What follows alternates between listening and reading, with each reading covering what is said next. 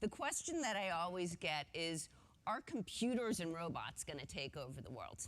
And obviously, most of you have probably heard in the media that is not the intent. Humans are very unique, and we have unique skills. And cognitive systems have unique skills. And if I think about myself as an individual, I dream about the art of the possible. I think about what could be new and different. I rationalize and I think through problems. Cognitive systems don't have those types of capabilities. They understand patterns. They can surface insight and knowledge. They're great at machine learning.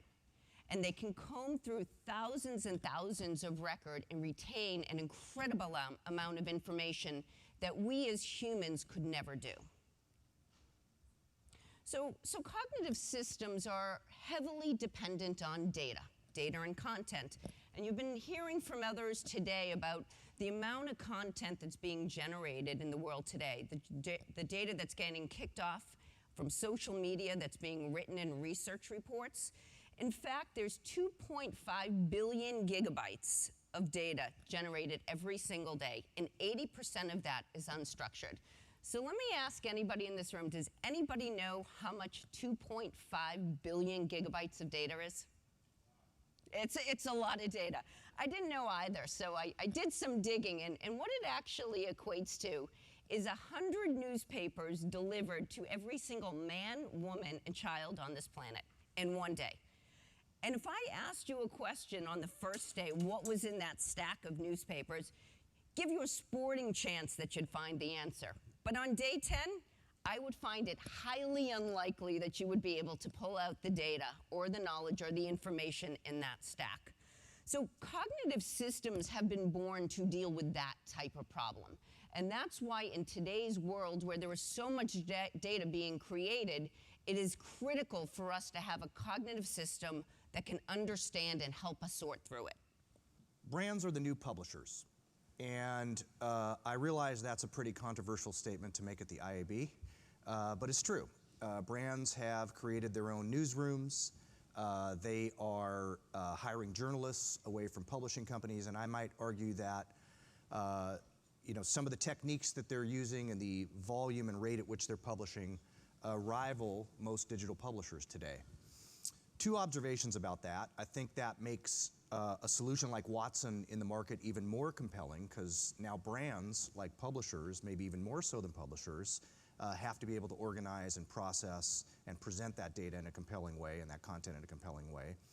And the second observation is most of that content, in our experience, is not created for mobile. It's created for desktop, and there is a difference.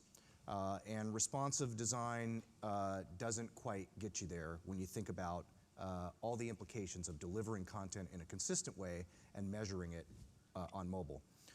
So Zumobi addresses this problems with brands really across a continuum. We think about it like you might think about a customer journey. Helping brands deliver their content in compelling ways to drive customer acquisition, engagement, creating destinations that drive customer engagement through content, activation, whether that is a conversion action like shopping or a social action, and even going so far as to embed, using our solution to embed really deep content experiences inside of native mobile apps for marketers, which today is becoming more and more common.